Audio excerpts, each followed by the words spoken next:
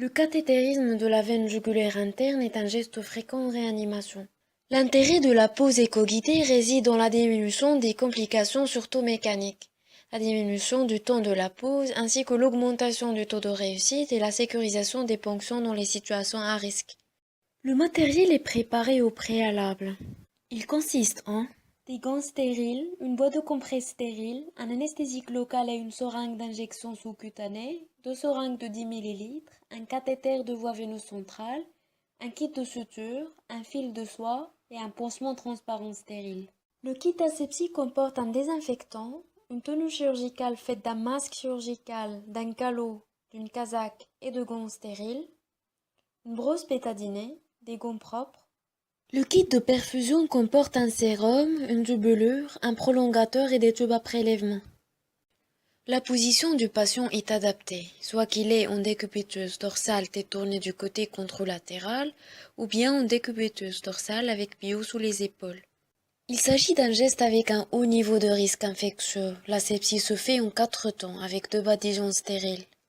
La housse de la sonde est préparée de façon stérile, le champ stérile est mis en place.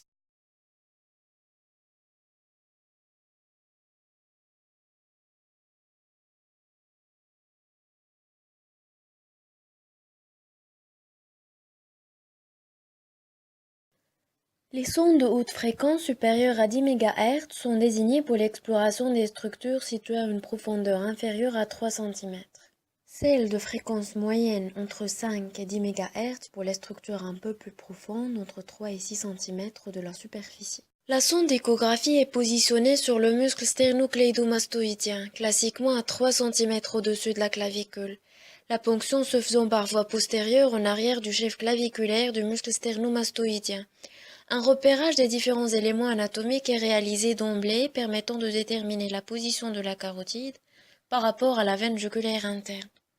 Une sonde d'échographie est nécessaire pour créer l'énergie d'une part et pour recueillir l'énergie réfléchie par les tissus d'autre part. La veine est repérée, elle se trouve au-dessus et en dedans de l'artère carotide, compressible sous la sonde, la ponction se fait sous contrôle visuel. La traversée de la paroi de la veine par l'aiguille est observée. Après, s'ensuit la ponction selon la technique de Seldinger avec ses 5 étapes, l'introduction du guide à travers l'aiguille de ponction, puis le retrait de l'aiguille, l'introduction du dilatateur après une petite incision à la peau, le retrait du dilatateur, puis le cathéter introduit à travers le guide.